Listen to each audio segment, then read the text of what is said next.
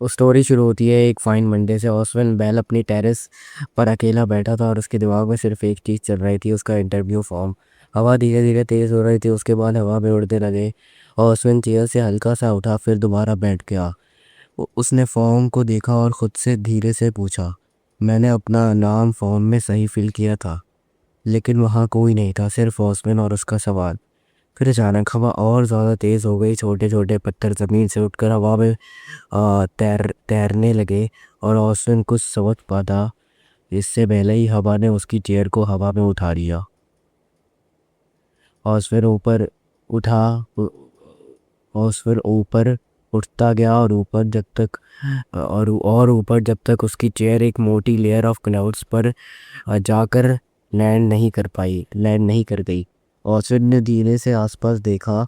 अब वो अब वो एक थिक लेयर ऑफ क्लाउड पे था और जो उसने देखा वो बिल्कुल नॉर्मल नहीं था। क्लाउड्स के ऊपर और भी लोग चेयर्स पर बैठे हुए थे, जैसे उसके लिए क्लाउड्स पर बैठना बहुत बिल्कुल नॉर्मल हो। एक आदमी अपनी चेयर पर बैठा रेडियो स्टार्ट करने की कोशिश कर रहा था।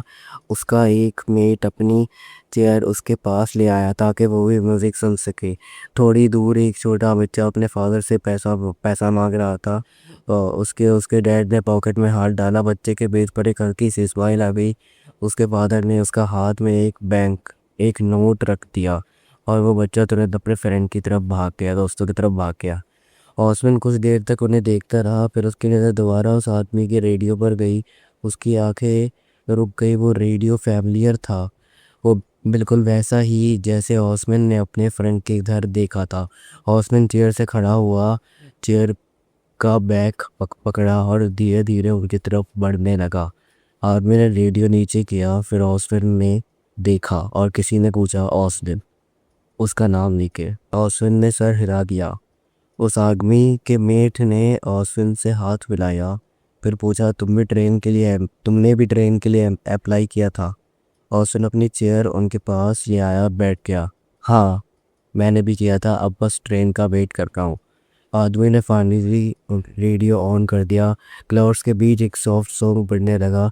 कुछ पल के लिए सब कुछ बिल्कुल पीसफुल था, लेकिन फिर ऑस्वेन की पॉकेट से एक टिकट बाहर निकली। हवा ने टिकट को पकड़ लिया और वो धीरे धीरे दूर जाने लगी।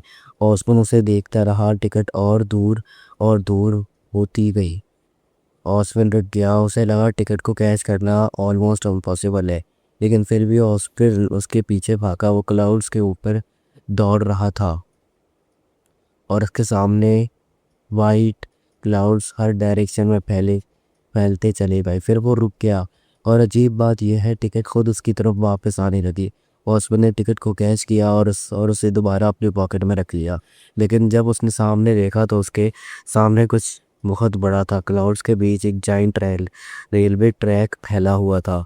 ऑस्वेन ने पीछे मुड़कर देखा। एक रेलवे वर्कर पैसेंजर के टिकट चेक कर रहा था। उसने पहले उस आदमी पे टिकट चेक किया और ऑस्वेन से के पास आया। तुम्हारा तुम्हारी कहाँ है टिकट? ऑस्वेन ने अपना टिकट दिखाया। वर्कर ने दूर से टिकट देखा और फिर जाने से पहले बोला, एक एक खत तुम्हारे लिए आया है। ऑस्वेन तुरंत उसकी तरफ देखता है और बोलता है, क्या मैं उसे ले सकता हूँ? वर्कर ने स्टाफ रूम की तरफ पॉइंट किया। तुम खत वहाँ से ले सकते हो, स्टाफ रूम से। फिर वो स्टाफ रूम के अंदर चला गया। ऑस्वेन भी उसके पीछे चला गया और स्टाफ रूम के अंदर वर्कर ने ऑस्वेन को एक लेटर दिया। ऑस्वेन ने लेटर खोला और सिर्फ एक लाइन पढ़ी, you are selected for the interview. महीनों से ऑस्वेन इन्हीं वर्ड्स का वेट कर रहा था और फाइनली वो वर्ड्स उसके सामने थे। उसके फेस पर एक छोटी सी स्माइल आ गई। वर्कर ने उसे देखा और वो भी स्माइल कर दिया। तभी ट्रेन के हॉर्न क्लाउड्स में गूंज उठे। ऑस्वेन ने विंडो की तरफ देखा। एक ट्रेन आ चुकी थी। गेट ओपन हुआ। वो आदमी और उसका मेट ट्रेन में इंटर कर गया। फादर ने अपने बेटे की कलाई पकड़ी और दोनों ट्रेन में चले गए। एक एक करके सब पैसेंजर ट्रेन के अंदर चले गए और फिर स्टाफ रूम से बाहर आया और अपनी चेयर पर बैठ गया। वो अभी भी लेटर पढ़ रहा था, पर उसने वर्कर की तरफ देखा और हाथ से इशारा किया। वर्कर समझ गया। वो स्टाफ रूम से बाहर आया। सारे पैसेंजर ट्रेन में इंटर कर चुके थे और अब ट्रेन चलने लगी थी। क्लाउड्स बिल्कुल एम्प्टी हुए थे और वहाँ सिर्फ ऑस्कर और वो वर्कर थे। ऑस्कर ने वर्कर की तरफ देखा, मुझे इंटरव्यू के लिए घर जाना है। वर्कर ने ऑस्विन की चेयर का बैग पकड़ा और चेयर को पुश करना शुरू कर दिया। ऑस्विन उसकी तरफ देखता रहा। वर्कर ने कुछ नहीं कहा, बस कुछ करता रहा जब तक वो क्राउस के एंड तक नहीं पहुंच गए। ऑस्विन ने नीचे देखा, फिर वर्कर की तरफ देखा। वर्कर ने सिर्फ एक बार सर हिलाया और फिर एक फाइनल पुश कर दिया, एक फाइनल धक्का दे दिया। चेयर क्लाउड से नीचे गिर गई। ऑस्विन ने आर्म रेस्ट को टाई किए पकड़ लिया। वो क्लाउड के थ्रू नीचे गिरता रहा और फिर हर चीज़ काली हो गई, हर चीज़ डार्क हो गई और कुछ ही देर बाद चेयर उसके घर के टेरेस पर लैंड हुई। ऑस्विन धीरे से खड़ा हुआ घर के अंदर गया। वॉर्डो खोली और शर्ट के ऊपर एक ब्लैक कोट पहन लिया। तभी डोर नॉक हुआ। ऑस्विन ने डोर खोला और सामने वही वर्कर खड़ा था।